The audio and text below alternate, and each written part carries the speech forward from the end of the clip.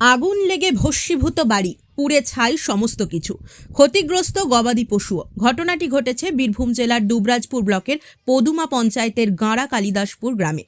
জানা গেছে, শুক্রবার রাতে খাওয়া দাওয়া সেরে পরিবারের সাথে ঘুমাতে যান গোপাল সোরেন। হঠাৎ একটি শব্দে তাঁর ঘুম ভেঙে যায়।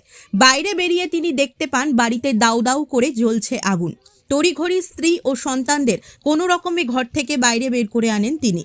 চিৎকার শুনে ছুটে আসেন আত্মীয় স্বজন ও প্রতিবেশীরা। সকলে মিলে আগুন নেভানোর চেষ্টা করেন, কিন্তু ততক্ষণে আগুন ভয়াবহ রূপ নেয়।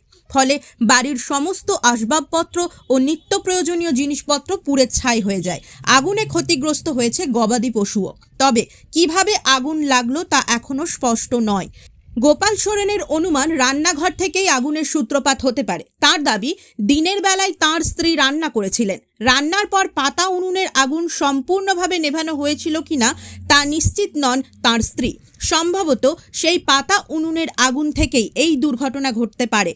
খবর পেয়ে ঘটনাস্থলে পৌঁছান দুবরাজপুর বিধানসভার বিধায়ক। তিনি ক্ষতিগ্রস্ত পরিবারের সঙ্গে দেখা করে আর্থিক সহায়তা প্রদান করেন। পাশাপাশি পরিবারের হাতে তুলে দেন প্লাস্টিকের ত্রিপল ও বস্ত্র।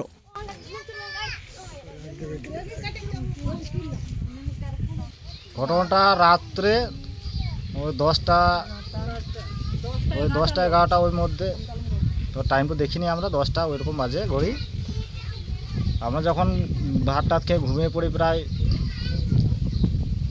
ওইরকমই টাইম হবে, যখন আগুন লেগে গেছে তখন আমরা কিছু জানতে পারিনি। আমরা তখন ঘুমিয়েছিলাম।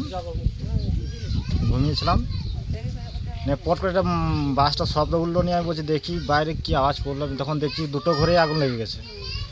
তখন আমি চেঁচিয়ে এইদিকে আবার কোনো ছেলেগুলোকে বাই করি, আমার স্ত্রীকে বাই করে, কোনো দিন ডাকো, আমার বাবা দিকে ডাকো, আগুন ধরে গেছে। তখন আমি একটা গরু আর 4টা ছাগল ছিল আমার, ওরা দেখছি আগুনে খুব ঢাকা পড়ে গিয়েছে। তখন ওরা চেঁচাইছে। তখন বাবা তাড়াতাড়ি আসে, আমার বাবা তাড়াতাড়ি আসে। তখন জিনিসপত্র এদিকে দেখছে, এইদিকে গরু বছর বাঁচাবার জন্য চেষ্টা করছে।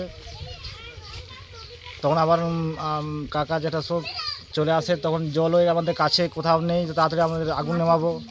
ওই মাঠ থেকে নিয়ে আসছে জল, ওইখান থেকে কোনো নিয়ে এসে তারপর সবাই লোকজন এসে তারপর করে আগুনটা নিভিয়ে তারপর গরু ছাগল বাই করেছি। আর আমার বাড়িতে যা ছিল সব পুড়ে ছাই হয়ে গেছে, কোনো জিনিস বেঁচে নেই। চাল ডাল যা ছিল সব পুড়ে ছাই হয়ে গেছে।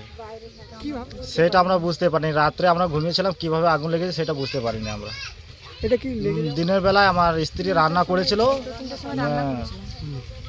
ওটা আমরা নেমে গেছে না আগুন ছিল সেটা আমরা জানি না। कुछ इमोशंस संभाल लेते हैं हमें बिना कहे, कंफर्ट जोन बन जाते हैं, सुकून बनकर साथ रहते हैं, जमीन की तरह स्ट्रॉन्ग और steady. Senco elements of love.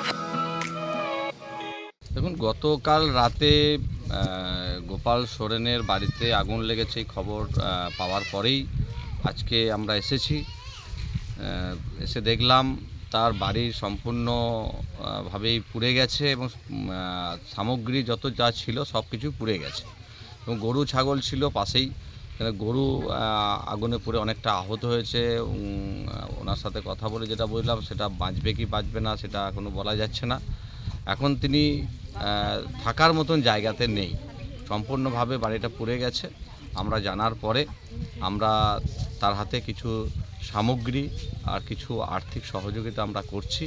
একইভাবে বিডিও সাহেবকেও আমি ফোন করেছিলাম, বিডিও সাহেবকে আমি রিকোয়েস্ট করেছি, তিনি একটি ডিএম কিট উনি দেবেন আমাকে বললেন, আমি সেটা জানিয়েওছি। সম্পূর্ণভাবে যেখানে একটা পরিবার আগুন লেগে পুড়ে যাওয়ার পরে এখন থাকার মতন পরিস্থিতি জায়গা নেই। আমি চাইব প্রশাসন থেকে সম্পূর্ণভাবে তার পাশে দাঁড়ানো, তাকে সহযোগিতা করার হাত বাড়িয়ে দেয়।